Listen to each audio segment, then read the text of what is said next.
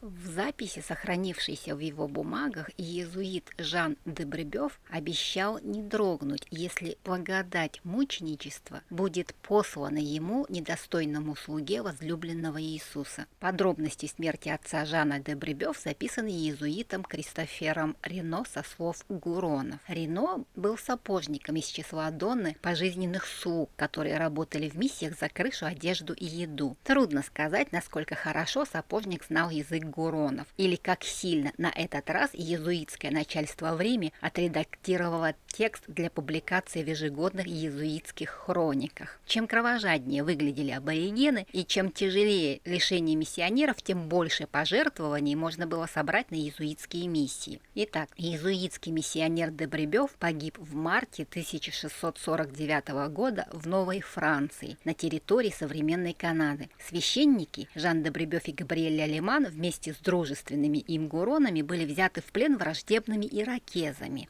Избитый, но не сломленный отец де Бребёв стал призывать пленных гуронов принять Слово Божье, спасти свои души и достойно умереть христианами. Индейцы охотнее прибегали к белому богу в случае болезней и других неурядиц. Например, соглашались хоронить умерших по христианскому обычаю. Получалось славно. Гуроны умирали от оспы, которую белые принесли с собой на материк, а у иезуитов росло количество обращенных мертвых душ. Христианское рвение де Бребёва вызвало ярость перешедшего на сторону иракезов Гурона. Что интересно, предатель был в свое время обращен де Бребёвом в христианство. Если баптизм и мучения в этой жизни ведут прямиком в рай, то ты скоро туда попадешь. Я буду тебя крестить, сказал правоверный Гурон и трижды окатил крестившего его иезуита водой из кипящего котла. Иракезы отрезали Бребёву язык и губы, срезали куски плоти с его рук и ног, что было обычно в обращении с пленными, как у иракезов, так и у гуронов. В традиции было также поедать сердце и пить кровь достойного противника, чтобы получить его мужество, что иракезы и сделали. По версии сапожника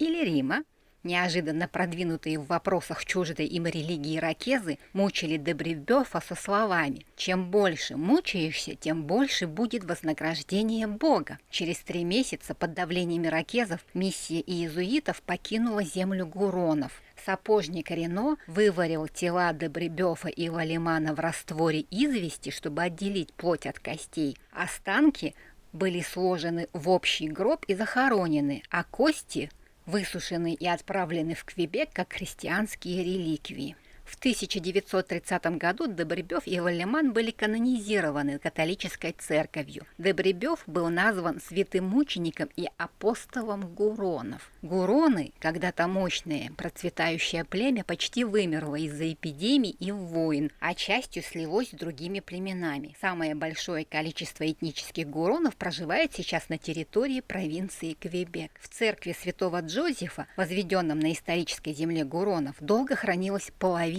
черепа де Бребёва. Вторая половина была у монахинь в Квебеке. В октябре 2019 года из собора Нотр-Дам-де-Квебек был похищен большой реликварий, в котором среди прочих мощей содержались кости де Бребёва. Нелегка судьба мученика и иезуита. Часть плоти съедена язычниками, вываренные кости рассеяны по миру. Зато душа наверняка в Царстве Небесном.